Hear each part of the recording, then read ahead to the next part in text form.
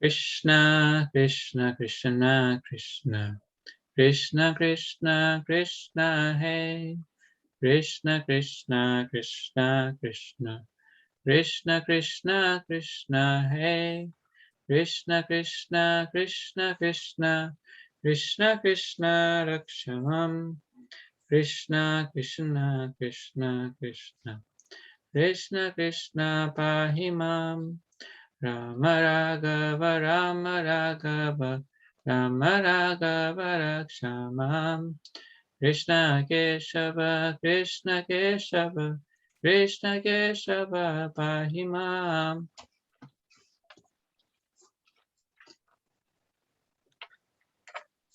As usual, I'd like to ask all the devotees present to volunteer to read in the beginning.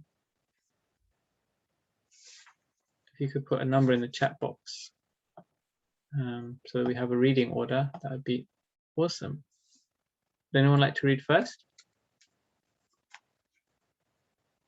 Yeah, sure. Okay. Shashima, would you like to read? Hare Krishna, everyone.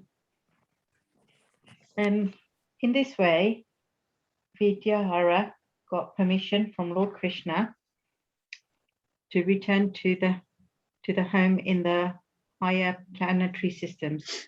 After receiving this permission, he circumambulated the Lord and offered his respectful obeisance unto him. And then he returned to his heavenly planets. Thus, Nanda Maharaja was relieved of the imminent danger of being devoured by the snake. Okay, so this is just this chapter is split in two parts: the story of Vidyadhara and the story of Sankachuda. And this is the last paragraph regarding the story of Vidyadhara. And it's been a few weeks, so I wouldn't mind recapping what the story was, just briefly. So Vidyadhara was actually cursed. He was a deva in the heavenly planets, and he was cursed to become a snake. But because he begged for forgiveness, then he became. He also got a kind of a blessing from it, that he would be a snake who could enter the pastimes of Krishna. And when he attacked Krishna's father, Nanda Maharaj, Krishna touched him with his lotus feet, and then this snake turned back into the demigod again and started to offer prayers. And then Krishna blessed him that he'll return not back to Godhead, not to the spiritual world, but actually to his heavenly planet where he came from. But he was purified of all of his anarthas, or all of his conditional thinking. So he's actually became purified and was actually a devotee now. And so then he could go back and continue his Krishna consciousness there in his heavenly planet. Okay. So when it says that he circumambulated Krishna, it means he walked around Krishna. So Krishna was standing there as a boy, and he was like walking around him, offering like respect and honor to Krishna. Whilst all of the Brajavasis who were on this pilgrimage to what was the name of the place? Ambikavan. They went to, which I think was in Rajasthan. They all were watching, and they saw this heavenly being circumambulating Krishna. So, so this was like an interesting thing. So let's continue reading. Okay. The cowherd men who had come to execute the ritualistic function of worshipping Lord Shiva and Ambika finished their business and prepared to return to Vrindavan. While returning, they recall the wonderful activities of Krishna. By relating the incident of Vidyadhara's deliverance, they became more attached to Krishna. They had come to worship Lord Shiva and Ambika, but the result was that they became more and more attached to Krishna. Similarly, the gopis worship the goddess Katyayani to become more and more attached to Krishna. It is stated in the Bhagavad Gita that persons who are attached to worshipping demigods like Lord Brahma, Shiva, Indra, and Kandra for some personal benefits are less intelligent and have forgotten the real purpose of life. But the cowherd men, inhabitants of Vrindavan, were no ordinary men. Whatever they did for Krishna. If one worships demigods like Lord Shiva and Lord Brahma to become more attached to Krishna, that is approved. But if one goes to the demigods for some personal benefit, that is condemned. Right, so it's interesting how the behavior of the Brajavasis is quite different to those who are worshipping the gods with material motive, in that when they worship the devas, and the Brajavasis, when they worship the devas, they become more Krishna conscious. But it's not recommended to worship the devas. Krishna doesn't recommend it in Bhagavad Gita at all, in a number of places. So he says, as Prabhupada is recalling here from Bhagavad Gita, that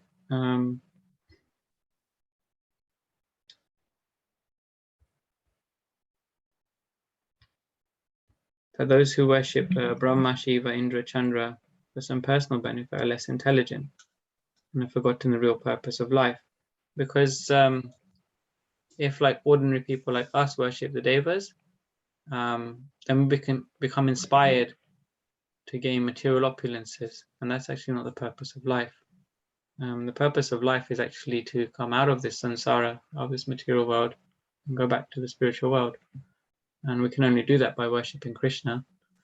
So, so it's a different approach that the Brajavasis have, because they're coming from the spiritual world.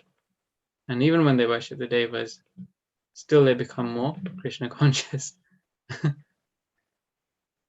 So sometimes people challenge this because they don't understand that when the Brajavasis, when they worship devas, they become more Krishna conscious.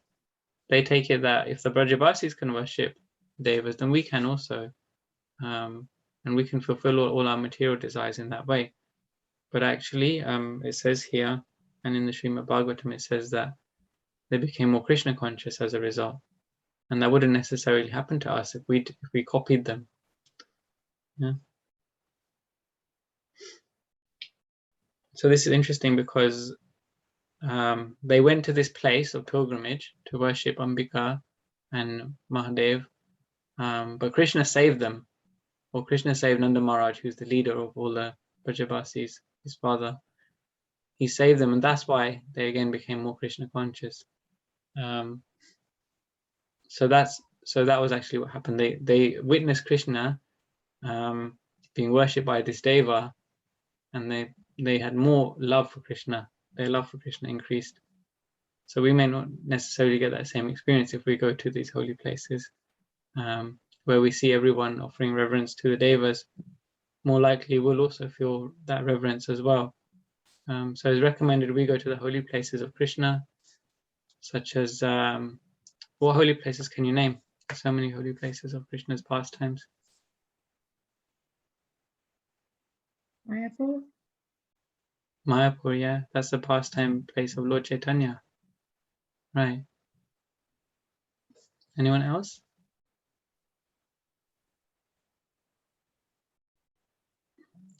Normally when devotees talk about going on Tirtha Yatra, they generally talk about going to 4 holy places, Char Dham Yatra.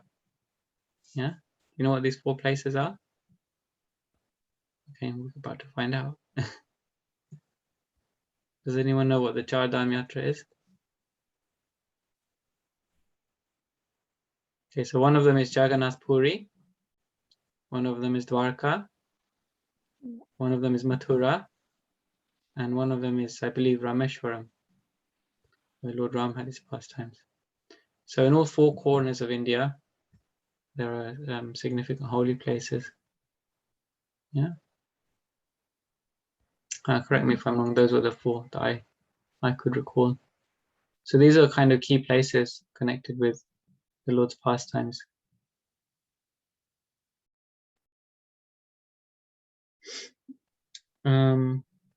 Okay, let's continue reading then.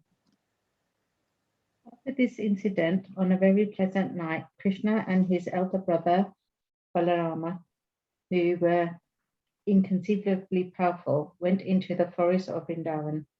They were accompanied by the damsels of Rajabhumi, Brajabhumi, yeah, that's right.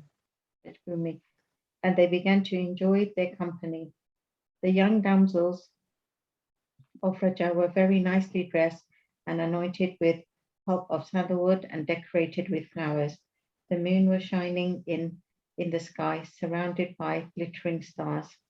The breeze was blowing, bearing the aroma of malika flowers, and the bumblebees were mad after the aroma. Taking advantage of the pleasing atmosphere, Krishna and Balarama began to sing very melodiously. The damsels became so absorbed in this rhythmical song that they almost forgot themselves. Their hair loosened, their clothes slackened, and their garlands began to fall to the ground. Yes, so this is the beginning of the next pastime now, about Shankachuda. So this is again back home in Vrindavan now. They've left Ambikavan and come back home. And after some time, they're now just preparing for the Rasa dance. Okay. Of course, we've read about the Rasa dance a few times now, but it's clear that the Rasa dance happens on multiple occasions. And every time that it happens, there's a different kind of flavor to it. There's different elements of it that are kind of more prominent.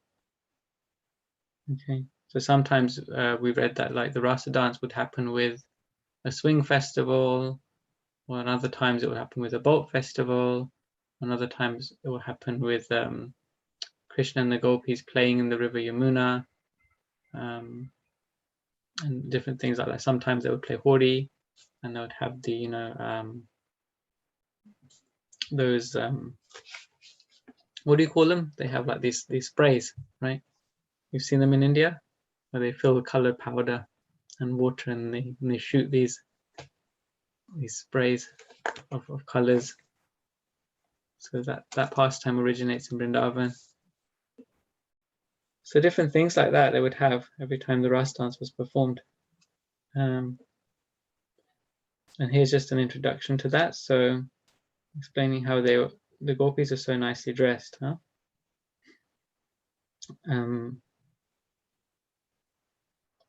So it said that they're wearing sandalwood. You know what sandalwood is? No?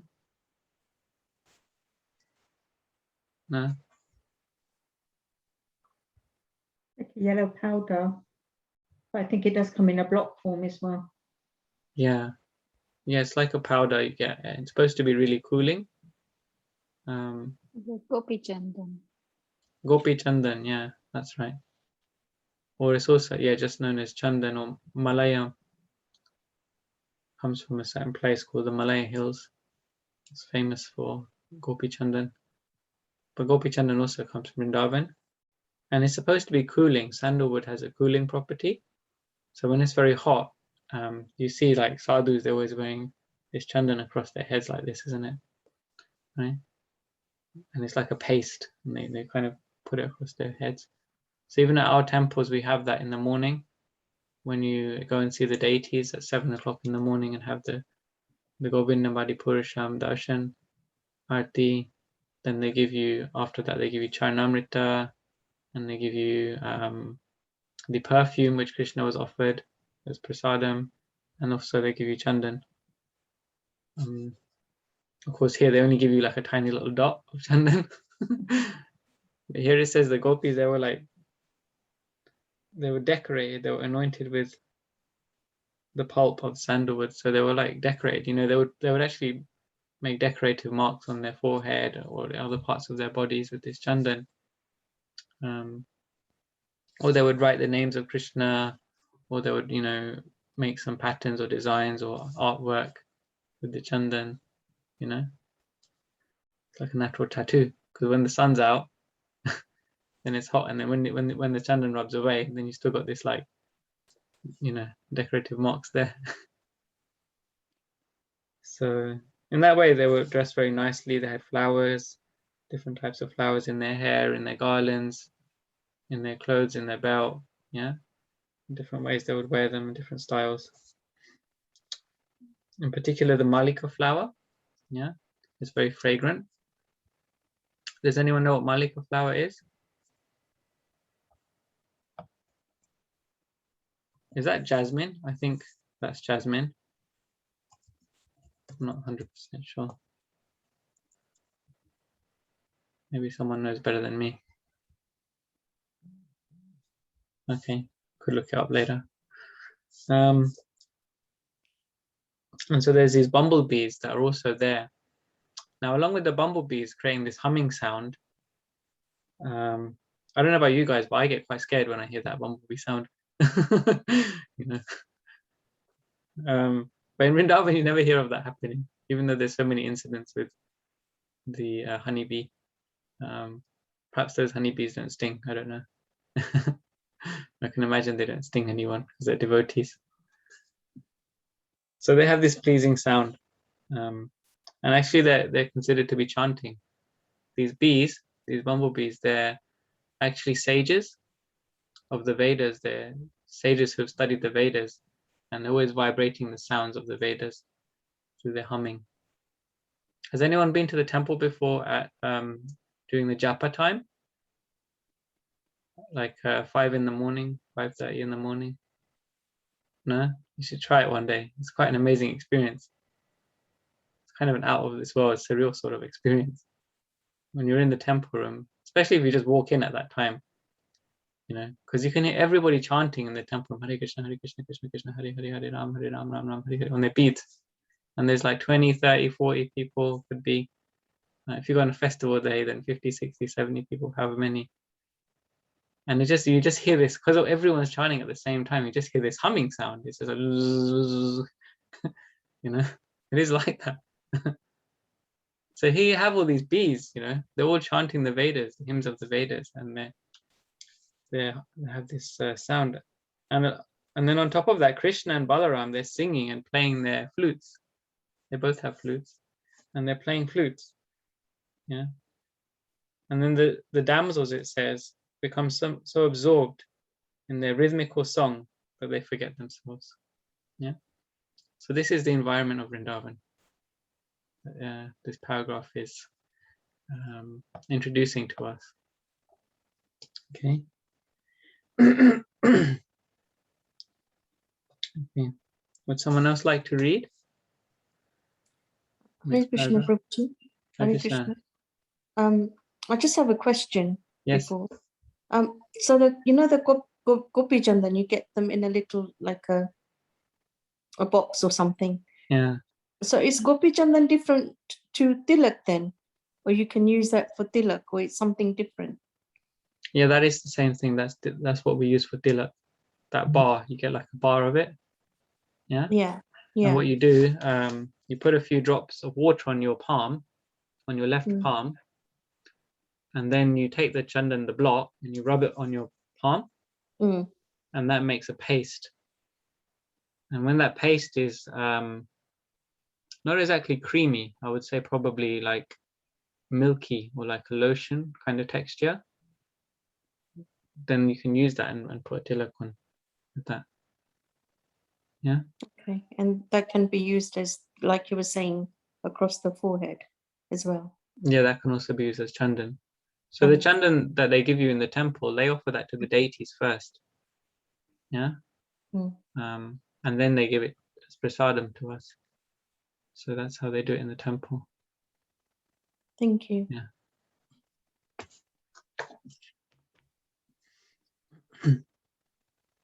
Would anyone like to read? Next paragraph. Yeah, Archana Mataji, thank you. Just noticed Shamrani Mataji joined us. Hare Krishna. Hare Krishna Prabhu. Sorry, where are we? We're in chapter 34. Yeah. Like 2 paragraphs before the end. Begins with after this incident. Okay. Yeah. Okay, I'll find it. Thank you.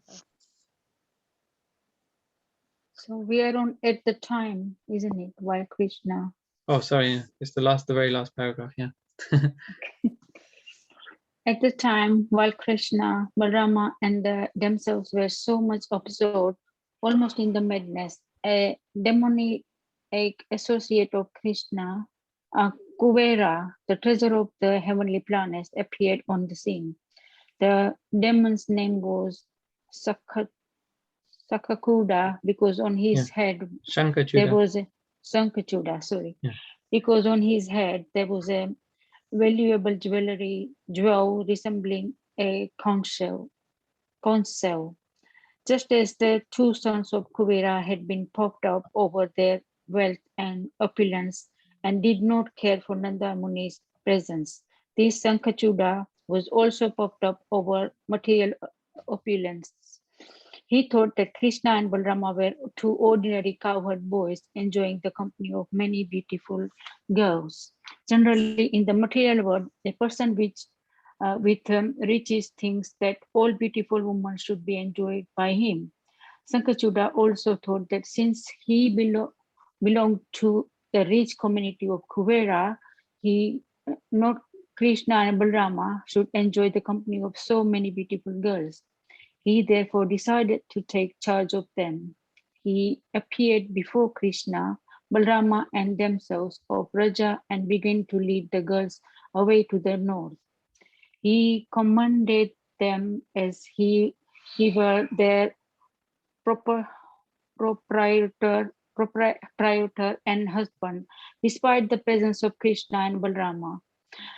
Being forcibly taken away by Sankachuda, the damsel of Rajkot called out the names of Krishna and Balrama for protection.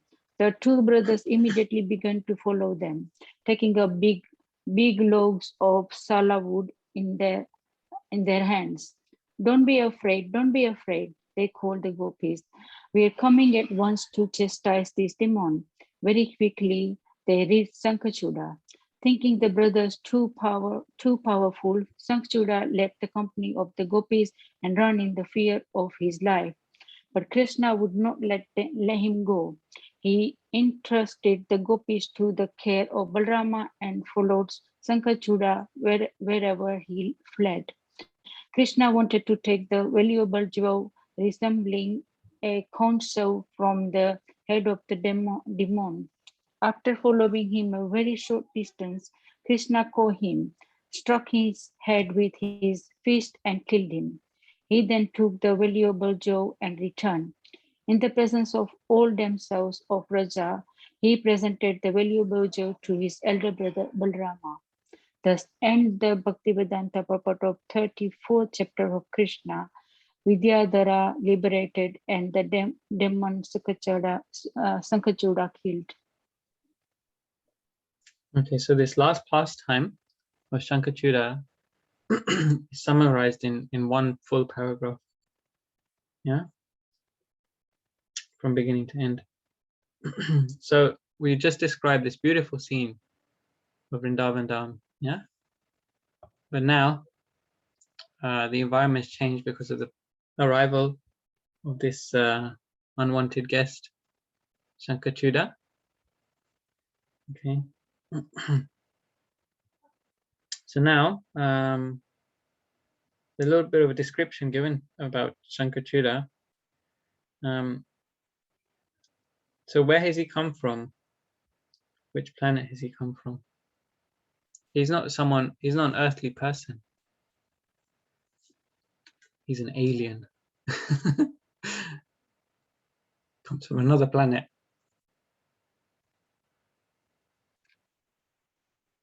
Is it said the heavenly planet? Is He he comes coming from a from heavenly heavenly? planet. That's right. And it even tells us here which planet, whose planet it is. Treasure of heavenly planet. Does anyone see? So he came from the planet of Kuber. Yeah. Kuber is the treasurer of the heavens. Kuber is also a devotee of Lord Shiva. And we read about him before, actually, because in a previous pastime, we read about his sons. Does anyone remember that pastime? It's here in the Krishna book.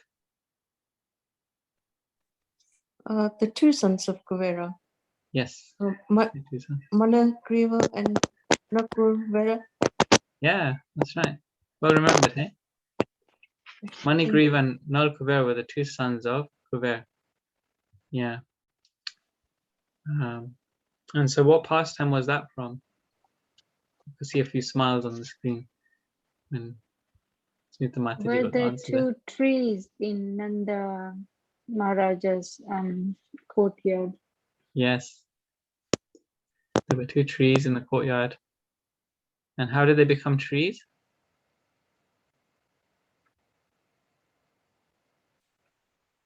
They were cursed by, I can't remember who cursed them, but because they didn't pay, because they were gatekeepers and they didn't give a warm welcome, or they were enjoying, and they didn't give a warm welcome to the, was it Narad?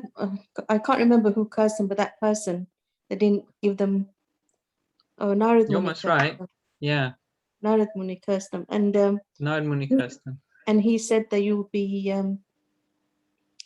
two trees, and they begged for forgiveness, and this was the way that Krishna was going to liberate them back into make them back into their original, because you can't take away a curse once you've cursed somebody. So then he said, well, this is what will happen when it was Damodar Leela. So when he was being tied by Yashoda Mata. Right. Yeah, that's right. So they were actually the sons of Kuber. And they were bathing in this garden, in this one of the lakes in the garden in the heavenly kingdoms. But they were bathing naked with these girls. So they're basically acting inappropriately because they were intoxicated by their wealth. They just thought, well, my dad's the boss, so I can do whatever I want. But when Narad Rishi came there, he thought their behavior was really inappropriate, and they were drunk, having a drunken wild party. So he cursed them to become trees. And we learn from Bhagavad Gita, there's a picture in our Bhagavad Gitas where if you're habituated to nudity, then you become a tree, because trees don't wear any clothes. So that's the kind of birth you're preparing for in your next life. Yeah. So you can see the associates of the demigods, they can get into quite some trouble. So Shankachuda actually also was a demigod because he came from the heavenly planets, right? So he must be a demigod. But on the other hand, here he's called a demon. So that the heavenly planets, there are two parts. There's the higher heavenly planets where the devas will live. There's many planets. And then there's also what's called the subterranean heavenly planets, which are like the lower heavenly planets where all the asuras live. And their planets are just as opulent as the devalokas. Yeah. And then you have the earth planet, which is lower down. Yeah. So anyway, Shankachuda, he was a demigod, but because he was so proud of his opulence, because he was a worshipper of Kuvera, and because of his worship, he became very wealthy. Then he kind of forgot, how to act in a moral way. Yeah, and so similarly, when he's come in his airship, or however he's come down to earth to see Krishna's pastimes, and he's become attracted to the gopis, he thinks, I should just be taking these girls with me. Yeah. So he seems like he's quite an audacious sort of person, because Krishna and Balaram are right there, Supreme Lords. And so he tries to take the gopis away. And so Krishna and Balaram, they respond. They chase after him. And they're kind of creating this scene now. They're kind of creating a pastime out of this. Of course, they could destroy him with the blink of an eye, right? He's no match for them. But still, they create a pastime where he manages to run away with the gopis. And so then Krishna and Balaram, they capture him, or they catch up with him, and he abandons the gopis. And then Krishna and Balaram make a plan that Balaram will stay with the gopis, who are like tired now from running and running with this demon. And Krishna will chase after Shankachuda. And Krishna thinks to himself, his name is Shankachuda. That name has two parts. Yeah. What does Shanka mean? Concha and concha. Concha, yeah. And does anyone know what Chuda means?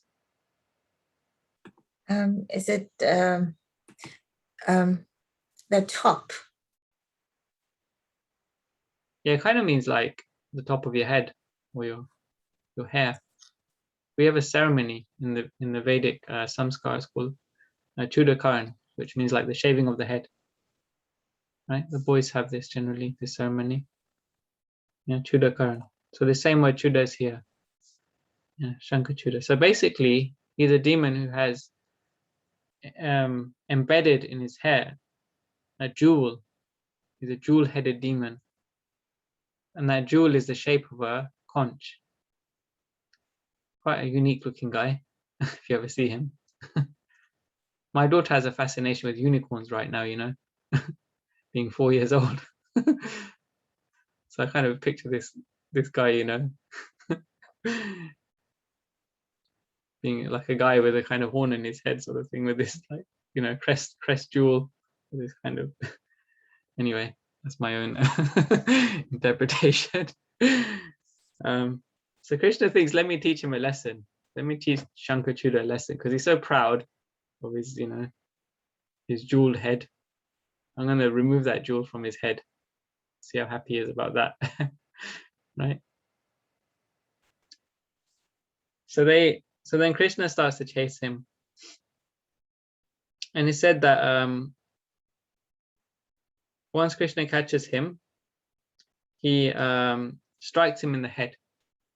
In the Bhagavatam, it actually says when Krishna punches him in the head, his head falls off. Right? Krishna hits him so hard that his head is removed from his neck. That's how, gruesome it is. And then Krishna goes to rip this jewel out of his head as well. So it's a pretty bloody scene. Can imagine, right? Yeah, I can see from your expressions it doesn't. It's not so tasteful. After this beautiful scene we just described in Vrindavan, with the music and the dance and the beautiful dressing and everything. So then Krishna, he finishes this guy off. And then he returns back to where Balaram is looking after the gopis. And all the gopis see that oh wow, look, there's a conch-shaped jewel that Krishna's collected from Shankachuda. Everybody noticed it. And so he said that to avoid making all the gopis jealous, Krishna gave the jewel to whom? Balram. Is that Balaram? Yes, Krishna gave the jewel to Balaram. Who said that? Oh, Achana. That's the right answer, yeah. So he didn't want to give it to any of the girls because they would all get jealous, it said. So he gave the jewel to Balaram. Okay. And then everyone was satisfied by that because Balaram was taking care of them all. Okay. So this is the chapter about Sankachuda. Prabhuji, just wanted to check. It could be probably a tangent point, but just the fact that it's on the top head, etc. And then you also mentioned shaving of the head, which is not the case here, but it relates to it, and it kind of reminds me of what was done with Jarasandha, where his just to make him feel that he has been defeated. He wasn't killed as such, but his head was shaved, which was more of a shameful thing to do. Was that Jarasandha or was that Rukmi? I think that was Rukmi. It's That Rukmi? happened too. Because when Krishna okay, was I thought fighting it was- with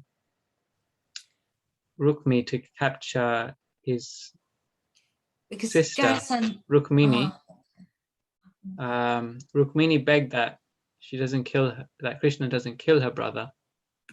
So Krishna says, okay, I won't kill him. I'll just mess about with his hairstyle. okay, because I thought that was because Jarasandha, he kills all the Pandavas, all of Draupadi's children, and then so the Pandavas got really angry, and then they wanted to kill Jarasandha, and then Draupadi. Oh yeah. Yeah, that's another occasion. Yeah, I don't think that was Jarasandha either, was it? That was no. Who was that? Jayadratha. I think that was Jayadratha. Yeah. So he had the same treatment because he tried to take Draupadi from the Pandavas because they were in exile, so they were living very poor, and he thought, well, I'm so opulent, I can take better care of her.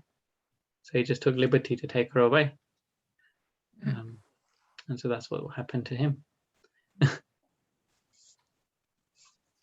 So generally, when this happens, because these kings and these powerful and proud people, they're generally like really proud of their hair and their good looks, right? If you've ever seen the Mahabharata, you see these guys with like all long, curly, slick, black hair, right? Isn't it?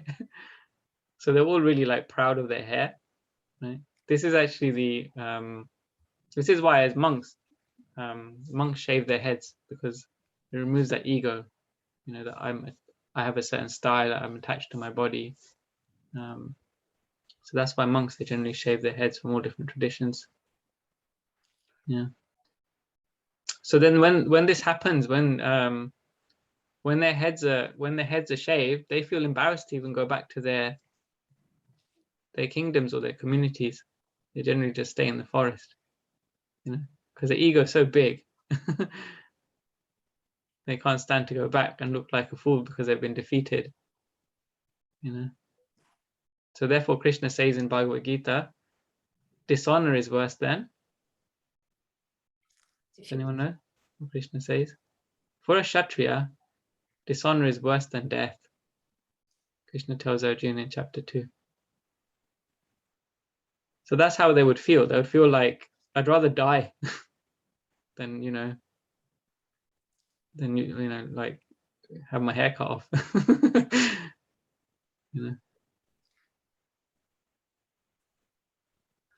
So yeah.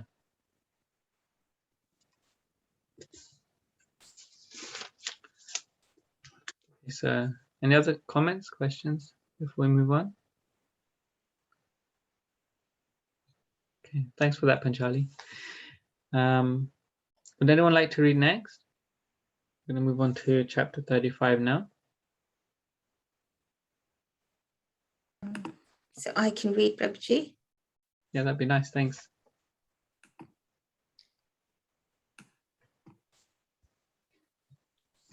So I start with chapter 35, the gopis' feelings of separation. That's right. Hare Krishna. So the gopis of Vrindavan were so attached to Krishna that they were not satisfied simply with the rasa dance at night. They wanted to associate with him and enjoy his company during the daytime also. When Krishna went to the forest with his cowherd boyfriends and cows, the gopis did not physically take part, but their hearts went with him. And because their hearts went, they were able to enjoy his company through strong feelings of separation. To acquire this strong feeling of separation is the teaching of Lord Chaitanya and his direct disciples, the 6 Goswamis.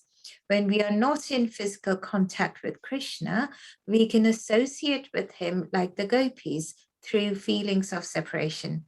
Krishna's transcendental form, qualities, pastimes, and entourage are all identical with him. There are 9 different kinds of devotional service. Devotional service to Krishna and feelings of separation elevates the devotee to the highest perfection level, to the level of the gopis. Right. So back into the mood of Vrindavan again. And here it's expressing the hearts of the gopis, who are the greatest lovers of Krishna. And of course, there's many gopis. There's millions of gopis. They're all expansions of Srimati Radharani. You know, we just celebrated Radhastami. So Radharani is the Adi Gopi. She's the original Gopi, and so she expands into all these different gopis for Krishna's pleasure. And so what's being described in this first paragraph? How do they feel after the rasa dance? So that they just want to be with Krishna all the time. So they were not satisfied after the rasa dance during the night. So they wanted to be with Krishna during the daytime as well. And they felt the feeling, there was the feeling of separation. And there's this lovely parallel to the Chaitanya Leela as well, where I suppose the gopis were born as Chaitanya Mahaprabhu's close ones.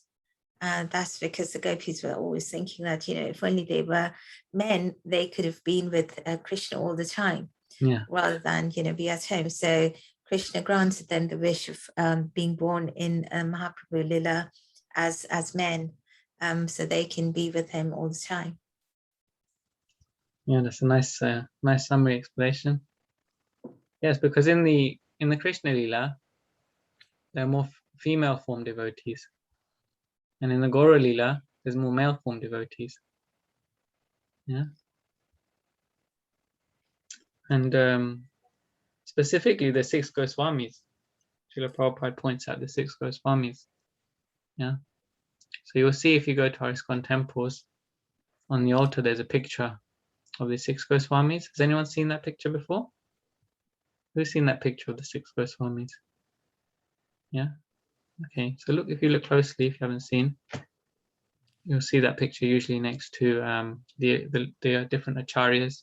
So we have Srila Prabhupada, we have Bhaktisiddhanta Saraswati Thakur, we have Gorakishore Das Babaji Maharaj, we have Bhaktivinoda Thakur, whose disappearance day was just recently last week. And then we have Jagannath Das Babaji, who is his guru. And then we have the 6 Goswamis. There's a number of gurus in between. There's a number of acharyas in between, but our altars generally, we can't accommodate the whole parampara, every person in the line. So then it goes to the 6 Goswamis, who are the direct disciples of Chaitanya Mahaprabhu.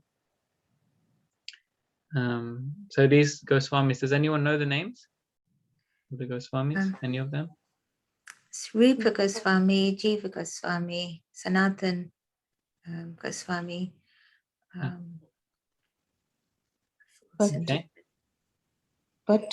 but Goswami, Gopal Bhatta Goswami. Gopala Bhatt Goswami, Raghunath, Raghunath Bhatt Goswami. Raghunath. Raghunath Bhatta Goswami. And one more. Sanatana Raghunatha Jiva Goswami Jiva Goswami. Yeah. and Gopal Said. Bhatt Goswami and Raghunath Bhatt Goswami. Yeah. There's also Raghunath Das Goswami. Yeah. So these are the 6 Goswamis. And it's explained that they revealed their Swarup, their form in the Krishna Lila. So they were not exactly the gopis, Krishna's gopis, but they had another form, a lesser known form, known as the Manjaris. Does anyone know what is a Manjari? Are they the ones they yeah, I think you explained it. I just forgot. No. Yeah, the Okay. young girls. Yes, yeah, that's right. Yes, they're younger than the gopis. So they're Yeah. girls who are younger than the gopis. Yeah. Okay. So generally the gopis are in their teenage years. They're typically, 13, 14, 15, 16, like that, in that age. And the Manjaris, they're even younger. So they'll be under 12 years old. Yeah. But they have the same kind of loving mood as the gopis, of course. So why is it significant then that our acharyas, they have these forms of manjaris? Why is that significant? It's significant because the acharyas, they don't necessarily desire to be the gopis. They desire to be the servants of the gopis. And the manjaris, they're like the younger maid servants of the gopis. So each of the gopis, they have many, many servants themselves. So we know there are Ashtasakhis, there are 8 main gopis with Radharani. Of course, there are millions of gopis actually, but there are main 8 gopis, So each of one of them, and of course the other gopis as well, they all have their own assistants and servants to help them in their service to Krishna. So our acharyas, they take this mood on of being the servant of Krishna. But also, Prabhuji, just a point. So, so does it also say about the spiritual nature of the gopis, that they had spiritual bodies rather than material bodies? So the souls of the gopis, they can be male or female. So when we say gopi, it's the feeling rather than the person, isn't it? I mean, yes, in Krishna Lila, we know they were women, but just wondering, just when we say gopi, it's the gopi feeling rather than just the material form of the gopis. And the feeling can be either, it could be a male or a female form when they're born in the material world. As far as I understand, it's slightly different to that, in that their form is spiritual as well as there's no difference between their form and their soul. There's no difference between their body, their mind, and their soul. They have an absolute form, or they have a purely spiritual form. Hence, there are expansions of Srimati Radharani, as I said in the beginning. All the gopis are Radharani's expansion. So there's no question of them having material body in that sense. Yeah. Yeah. Although they do have pastimes in other leelas, or they do have other forms in other leelas, still that same person, that same personality, can take on a female form or a male form. That's what's the word? It's not relevant, like whether they have that female form or male form. That's still their spiritual form. Yeah. So just like Srimati Radharani, she has the form of Gadadhar Pandit, but she doesn't act like Radharani. you know. And when she's Gadada Pandit, she acts like Gadada Pandit. And Srimati Radharani all the same. But she acts like a Pandit. She's, you know, a Bhagavatam scholar in that pastime. It's different kind of mood that she has. Okay. But she takes on that role because that's the pastime. Yeah. And then she takes on the form of Sita Devi in the Ram Leela. So again, a very different role because she's the wife of Lord Ram. Yeah. She doesn't play the paramour of Lord Ram. Yeah. So these acharyas, they're all manjaris. At least there's many who have revealed what their forms are. Many of them have said they are these manjaris. They're the servants of the gopis, the younger girls. Okay. And there's a lot of that can be said, but a lot of it's above our heads also. So let's just leave it as that for now.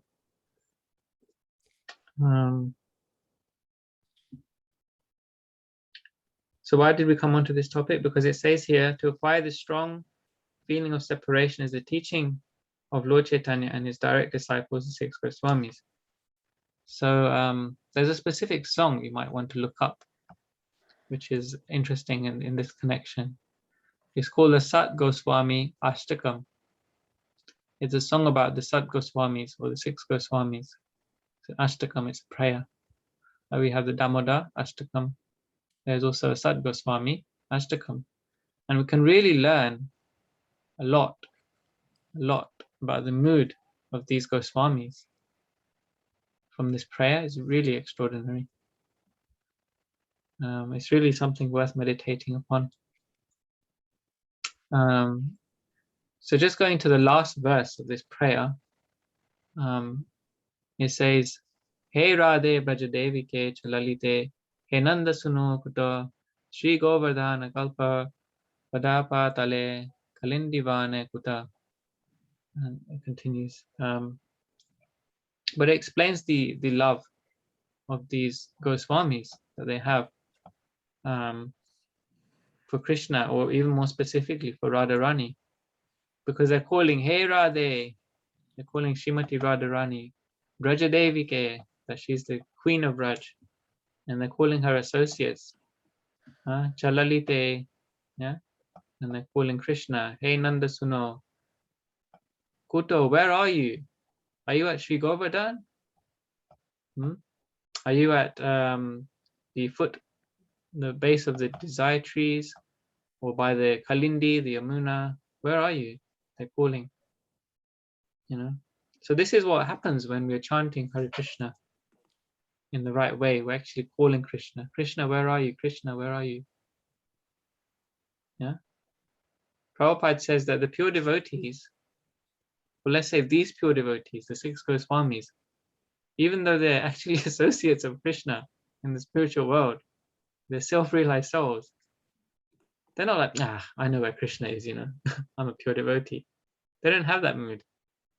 Srila Prabhupada, he explains, the pure devotee is always thinking, where is Krishna? Where is Krishna? Where is Krishna? They're always in that mood of separation. They'd rather be experiencing that. The Vipralamba Seva Bhav, they'd rather be experiencing that separation of Krishna, that intense desire to have Krishna, you know, that heartbreak of not being with Krishna. They relish that more than the Sambhoga, or being reunited with Krishna. They relish that separation of Krishna so much. Yeah, because that's so intense, that experience is so intense. They like to experience that. Rather than thinking, you know, here I am with Krishna, here I am on Govardhan with Krishna, here I am with, you know, we go to Vrindavan and we take pictures, right? Here's me at Govardhan Hill, you know, here's me at, you know, such and such a place, Radha Kund Shamsund, here's me, Krishna Balaram temple, right? So they don't have that kind of very different sort of mood that they have. Where's Krishna? Where's Krishna? That's their mood. It's very different. So we can learn a lot from these prayers. and the mood that they have. No? They have this mood of Kedai Maha Vivalo, the mood of like great distress and agitation of not being with Krishna. And this is actually I'm going into this a lot because basically we're reading this chapter, the gopis' feelings of separation. So this feeling of separation is not just something that the gopis had, but this is something that Chaitanya Mahaprabhu wanted us all to have. So this will make a good introduction to this chapter. But we'll stop here and see if anyone has any comments or questions before we continue the next week.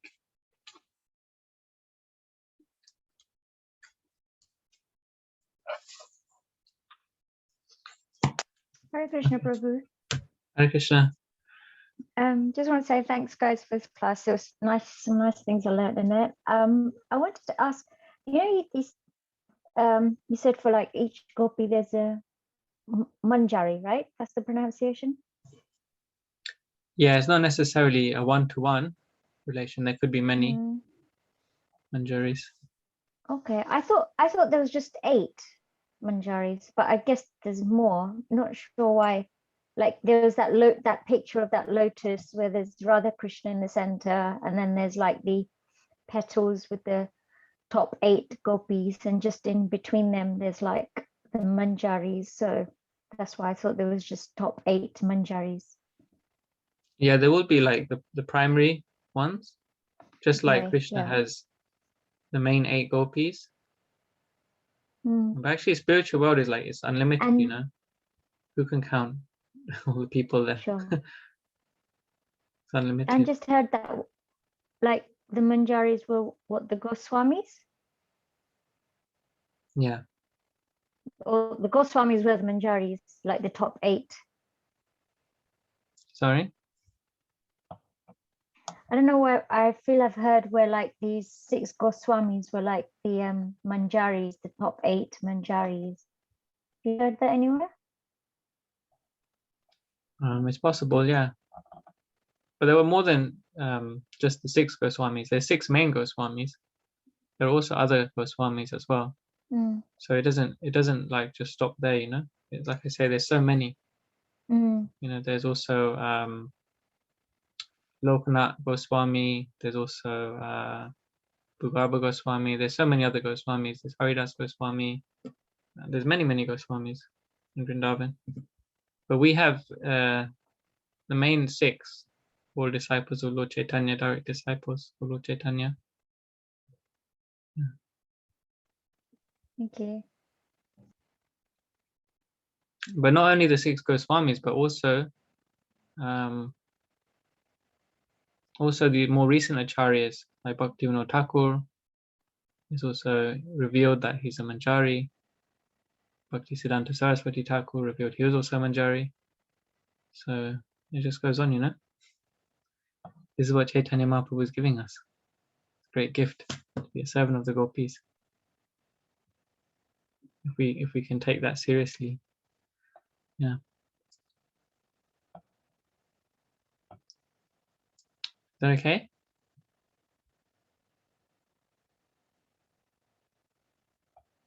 Maybe not. That's as much as I can say. Thank you, Prabhu. Is there like at some point in the class you're saying that there's more depth, and where would you like read about more of that, like the relationships, you know, these gopis, their pastime, these manjaris part? Where would you read more about that, or do you need direct association with pure devotees to hear such pastimes? Yeah, both. First, we should read all of Srila Prabhupada's books. First of all, we should read Bhagavad Gita, Bhagavatam, Chaitanya Charitamrita. And a lot of the Chaitanya Charitamrita uncovers the pastimes of the Goswamis and their inner bhav. And, you know, there's also obviously their own, the Goswamis wrote so many books themselves. But we shouldn't look to jump into the deep ends of these things so early. All comes with time and taste. So Srila Prabhupada used to say that, what was that statement he said? First, Bhaktisiddhanta Saraswati Thakur used to say as well, first deserve, then desire.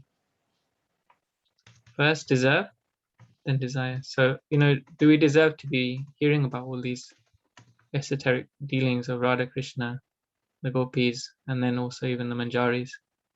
I don't know, Prabhu. It says No. desires come from the Paramatma within, who makes us who makes us remember our past life desires and stuff, So Good question. But the Paramatma, he facilitates, as Krishna says in Bhagavad Gita, he facilitates remembrance, forgetfulness, and knowledge. Yeah. But that's in relation to the material world, in a sense.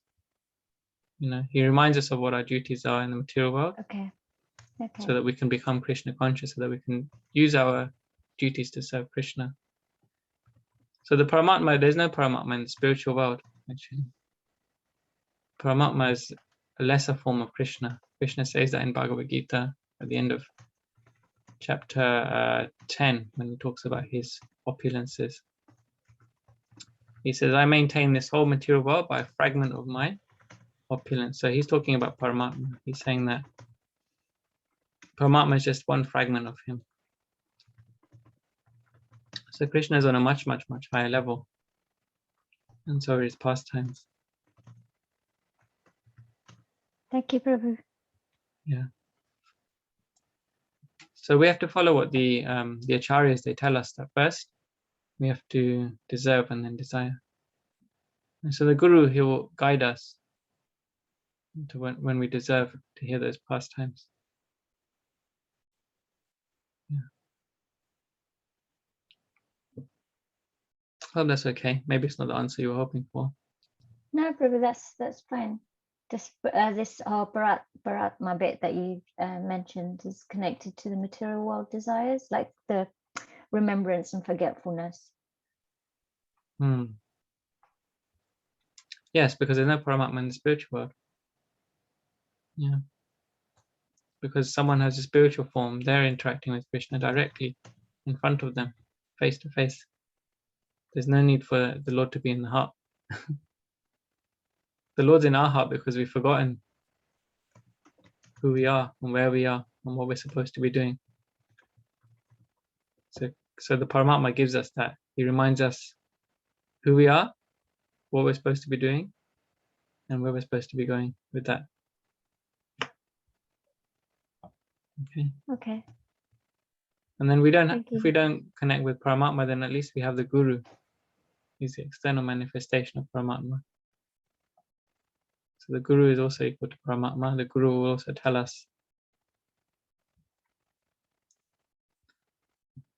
what we deserve, what we desire, like that. Okay. Yes, thank you, brother. Okay. Thanks for your question. So we'll end here. Srila Prabhupada ki Jai. And Jai.